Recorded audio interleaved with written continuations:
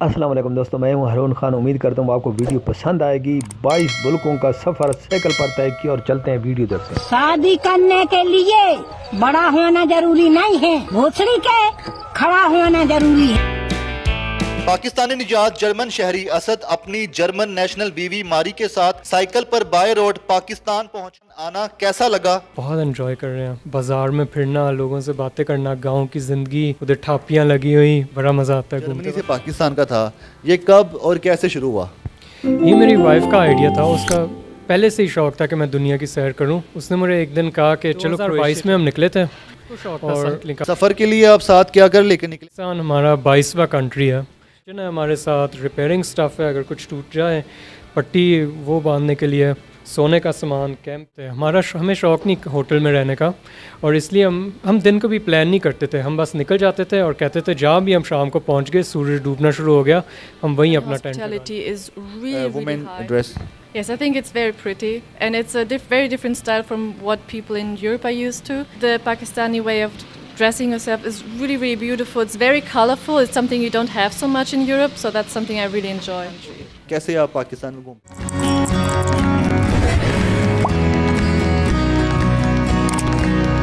ओ बच्चे, भागना नहीं है, आगे वीडियो पूरा देखना है, मजा आने वाला है। आगे वीडियो देखना है, ध्यान से जाना। अरे क्या हो गया?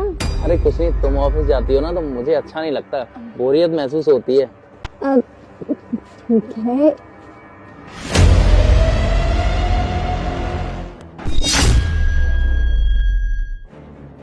हाँ ठीक है, और हाँ अच्छे से जाना और गाड़ी सेफली चलाना, ठीक है? और ध्यान रखना अपना। हाँ। और तुम बोलो तो तुम्हें भी ड्रॉप कर दूं रास्ते में? अरे नहीं, मेरी बस कैब आती होगी, मैं कैब से निकल जाऊंगा। ठीक है, बाय।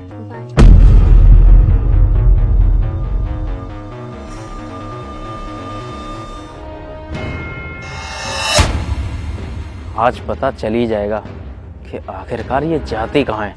अब मैं इसके ऑफिस में जाता हूँ और देखता हूँ ये कीलें ना किसके लगेंगी, और जिसके लगेंगी वही इसका बॉयफ्रेंड होगा। इसको और उसको वहीं दबोच लूंगा मैं। दोस्तों वीडियो को मुकम्मल देखना, बहुत मज़ेदार होने वाली है वीडियो। आगे देखें, आगे चलकर आपको पता चलेगा वीडियो कैसी। वीडियो अच्छी लगे तो लाइक कर देना। सलाम साहब। रमेश, लेकिन क्या हुआ? तबीयत ठीक है तुम्हारी? ये किस तरह का हाल बना रखा है? हाँ साहब, तबीयत तो ठीक है मेरी। तबीयत ठीक है तो फिर हुआ क्या है, और इस तरह से कैसे अनएक्टिव बैठे हुए? साहब वो मालकिन ने बाहर भेजा था मुझे सामान लाने के लिए, तो वहीं पीछे से बाइक वाला आगे ठोक गया और वहाँ रास्ते में कील पड़ी थी, मैं उन पे जाके गिर गया, तो उसी की वजह से दर्द हो रहा है मेरे। अच्छा, तो कीलों से लग गया, उसकी वजह से दर्द हो रहा है तुझे? हाँ साहब। ये सरासर मुझसे झूठ बोल रहा है। तभी मैं सोचूं कि कनक के ऑफिस में किसी को कीलें क्यों नहीं लगी।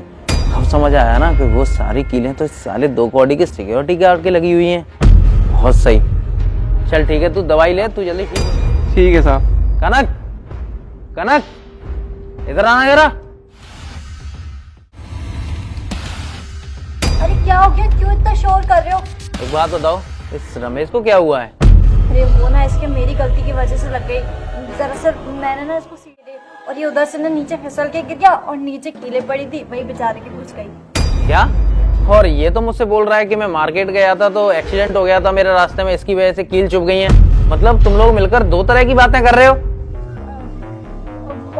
हो सकता है ऐसा, मेरे डर की वजह से तुम्हें ये नहीं बताया हो कि मालकिन डांटेंगी अगर वो मेरा नाम लेगा कि वो मेरी वजह से गिरा है, तो ऐसे ही बोल दिया होगा। तुम छोड़ो ना ये सब, अंदर चल के बात करते हैं। रमेश, तू अपने आप बताएगा सच्चाई या तेरे मुंह से? दोस्त वीडियो बहुत मज़ेदार होने वाली है, वीडियो मुकम्मल देखना, मज़ा आएगा। वीडियो आगे देखिए, आगे होता है क्या, लाइक कर देना, सब्सक्राइब भी कर देना। सच्चाई?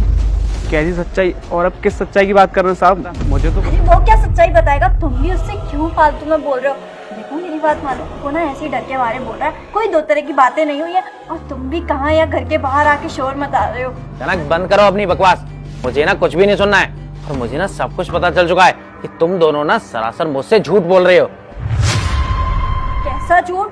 मनु देखो, तुम गलत समझ रहे हो, ऐसा कुछ भी नहीं है। कैसा झूठ?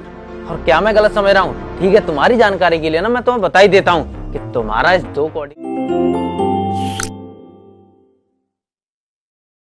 चक्कर चल रहा है। क्या? ये क्या बोल रहे रहे हो तुम? कनक बस करो, अब इतनी भी भोली मत बनो जैसे कि तुम कुछ जानती नहीं हो। तुम्हें ना सब कुछ पता है। और तो और ये कीलें एक्सीडेंट में या सीढ़ियों से गिरने से नहीं लगी हैं, बल्कि ये कीलें मेरी गाड़ी में आगे वाली सीट पर बैठने से लगी हैं। क्योंकि सुबह तुम्हारे जब मैं गले लग रहा था ना, तब मैंने ये कीलें गाड़ी की सीट पर रख दी थी, क्योंकि मुझे शक था तुम पे कि तुम मुझे धोखा दे रही हो। और मुझे लगा था कि शायद ऑफिस में ही तुम्हारा कोई चक्कर चल रहा है और ये कीलें उसके चुभ जाएंगी, लेकिन उसके तो चुभी नहीं, ये मेरे सिक्योरिटी गार्ड के ही चुभी और मैंने इसको रंगे हाथ पकड़ लिया। अब कनक मुझसे झूठ बोलने का ना कोई फायदा नहीं है, और मुझे तुमसे ऐसी उम्मीद नहीं थी कि तुम मेरे साथ ये सब करोगी। देखो मन्नू, तुम ना गलत समझ रहे हो, ऐसा कुछ भी नहीं है। और तुम्हारे सामने ही तो मैं ऑफिस के लिए निकली थी ना, ये तो एक कोइंसिडेंस है बस। बंद करो अपनी बकवास। भले ही तुम मेरे सामने ऑफिस के लिए निकली थी, लेकिन मैंने तुम्हारे ऑफिस में भी पता किया है पिछले 3 दिन से तुम ऑफिस ही नहीं जा रही हो। इसका मतलब है तुम अपने यार के साथ रंगरलियां मना रही थी। अरे तुम्हें जरा भी शर्म नहीं आई इस 2 कौड़ी के सिक्योरिटी गार्ड के साथ चक्कर चलाने में? किस तरह की औरत हो तुम्हें? शर्म आनी चाहिए तुम्हें ये सब करते हुए। तुम शादीशुदा हो और इस तरह के काम करती फिर रही हो। पर मनु मेरी बात तो सुनो। देखो जिस तरह से तुम चीजों को समझ रहे हो ना, चीजें वैसी नहीं है। और तुम यहाँ पे बड़ी सोसाइटी में क्यों सबके सामने ड्रामा कर रहे हो? बाद में लोग सुनेंगे तो मेरे बारे में क्या सब बातें करेंगे। अरे क्या सब बातें करेंगे? लोगों को तो पता ही होगा कि तुम ये सब कर रही हो मेरे पीठ पीछे। वो तो मैं ही बेवकूफ था जो तुम पे अंधा विश्वास कर रहा था, लेकिन मुझे नहीं पता था कि तुम मेरे साथ ये सब करोगी। और मुझे सोसाइटी की ना कोई भी परवाह नहीं है, लोग कुछ भी कहें, मुझे बस तुमसे मतलब है। और तुमने भी मेरे साथ ये सब किया, मैं ऐसी कभी उम्मीद भी नहीं कर सकता था। अब ना मुझे तुम्हारी जैसी औरत के साथ रहना भी नहीं है, और चाहूँ तो इसके लिए मैं तुम्हें अभी थाने भी पहुंचवा सकता हूँ, लेकिन मैं ऐसा नहीं करूंगा क्योंकि समाज में मेरी इज्जत है और मैं अपनी इज्जत को और ज्यादा नहीं उछलवा सकता। इसलिए तुम एक काम करो, दफा हो जाओ अपने यार को लेकर, और आज के बाद ना मुझे अपनी शक्ल भी मत दिखाना तुम। देखो ऐसा मत करो, आई एम रियली सॉरी। मैं मानती हूँ कि मेरे से गलती हो गई है, अब मैं आज के बाद ऐसा कुछ भी नहीं करूंगी, पर प्लीज मुझे घर से बाहर मत निकालो। बस करो कनक, अब जो भी कहना सुनना है ना अपने यार के साथ कहना, और आज के बाद मैं तुमसे अपने सारे रिश्ते खत्म करता हूँ, और तुम मुझे ना अब शक्ल भी मत दिखाना, दफा हो जाओ यहाँ से। मनु देखो, मैंने जो भी किया ना, मैं उसके लिए शर्मसार हूँ, मैं शर्मिंदा हूँ पूरी तरह से। मैं आज के बाद ऐसा कुछ भी नहीं करूंगी, पर प्लीज ये सब मत करो। चलो ना अंदर बैठ के बात करते हैं। बस करो, मुझे तुम्हारे साथ ना कोई भी बात नहीं करनी। और तुम शर्मिंदा हो? अरे तुम्हें जरा भी शर्म नहीं आई? तुमने अपने पति का मजाक बना के रख दिया, मेरे प्यार और भरोसे का ये सिला दिया तुमने, और तुम मुझसे माफी की उम्मीद करती हो? कनक, इस गलती के लिए ना मैं तुम्हें कभी माफ नहीं करूंगा। जब तक जिंदा रहूंगा मैं ये याद रखूंगा कि मेरी बीबी ने मुझे किस तरह से धोखा दिया था। और हाँ, आज के बाद ना मुझे जिंदगी में तुम्हारी शक्ल भी नहीं देखनी है। हम निकल जाओ यहाँ से, वरना धक्के देकर इस घर से बाहर निकालूंगा मैं तुम्हें। बंद करो और निकलो यहाँ से, निकलो। और तू यहाँ क्यों खड़ा है? उससे तो मैं कुछ कह भी नहीं सकता, क्योंकि जब अपना ही सिक्का खोटा हो ना, तो दूसरे को क्या दोष देना। तू भी दफा हो यहाँ से।